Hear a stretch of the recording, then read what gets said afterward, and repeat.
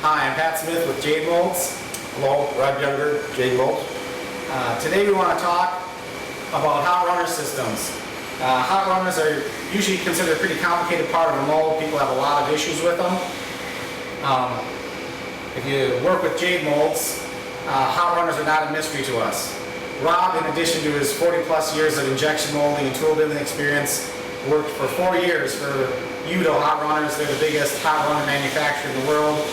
Rob's job when he worked for Udo was to solve problems on molds that were being built here in China that were going to be exported back to Europe or back to the United States or North America. So Rob's seen almost every type of problem. He understands what to do up front to prevent problems. And if you work with Jade, you get to take advantage of all that expertise. So we've got a hot runner here that we took out of a mold. This hot runner's already been run a couple of times.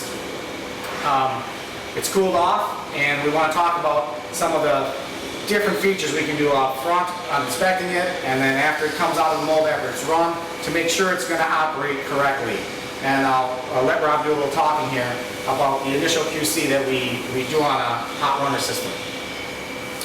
Okay, the first thing we do when we QC the cavity steel is we measure the depth from this surface, which is the back of the A plate or the manifold pocket, to the depth at the molding surface of the gate area. We check that, confirm all the depths are correct, and we also will check the diameter of the gate at the molding surface. Once we know that our steel is correct, we'll go in and we'll depth mic. These spacers are always correct. So we depth mic from the manifold surface to the tip of the probe, and also to the radial seal area. This is a radial seal area that must shut off in the cavity steel in order to not flash the nozzle, flash the runner, build up the whole manifold pocket cavity full of plastic, which is a major problem in the past with hot runner systems. Should we check the tips, make sure they're 0.2 millimeter diameter, typical for this type of part. The diameter, again, we check here. Udo, in particular, is always dead on with their dimensions. We need to make sure our steel is the same. Before we put the system in the mold, before the QC, we will check the resistance between the heater, the thermocouple, etc. We will confirm that the resistance in ohms of this heater, which is for a manifold, and this heater for the manifold, are consistent for all the manifold heaters. Likewise, for the nozzles, they will have a set resistance, and they should be consistent. The resistance in ohms, depending on the voltage, will give you the wattage. So if you have consistent ohms measurement, you will have consistent wattage, you will have consistent heat, you'll have a balanced fill.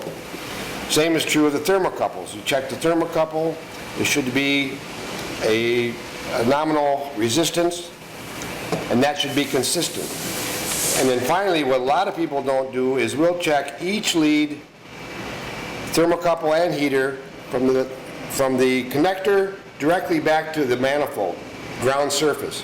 This determines whether or not you have a ground fault or short condition, which will make that component non-functional. So that's what we do prior to assembling the hot runner system in the mold. Since this particular mold our system has already been in the mold and operated, what we do is we take it out and we'll remove all the caps. First we check the depth from the seat to the top of the plastic. There should be a 1 millimeter insulating plastic seal that tells you this surface is not bottomed out in the steel, which would be a tremendous heat sink, and your temperature would be very inconsistent from gate to gate. So then we pop these caps off. We'll pop them off on all of the nozzles, and then we will drop the system back in to the cavity, turn it upside down, and check into each cavity and make sure this probe is directly centered in the gate.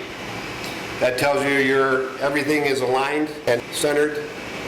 One of the new features that I really like about the hot runner system is that these nozzles are threaded to the manifold.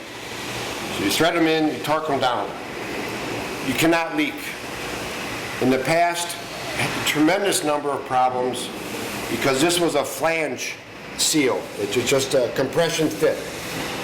And as the system heated and the thermal expansion made everything grow, you created the seal, the pressurized seal.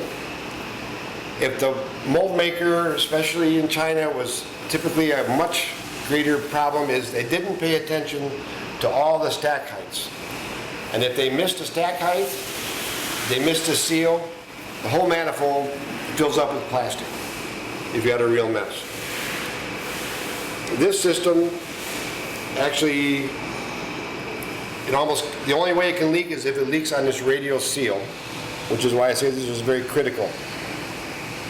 At Jade we have gauge pins in half thousandths increments, so we can accurately gauge this diameter once we've got a machine to make sure it matches, in this case, Udo's nozzle diameter, tip diameter. Another feature we like to add to our designs at Jade is to allow the molder to access the tips of the hot runner system with the mold in the molding machine without removing it. So what we do is we attach the A plate to the manifold plate with screws from the parting line. The bottom clamp plate is attached to the manifold plate with screws from the top clamp plate.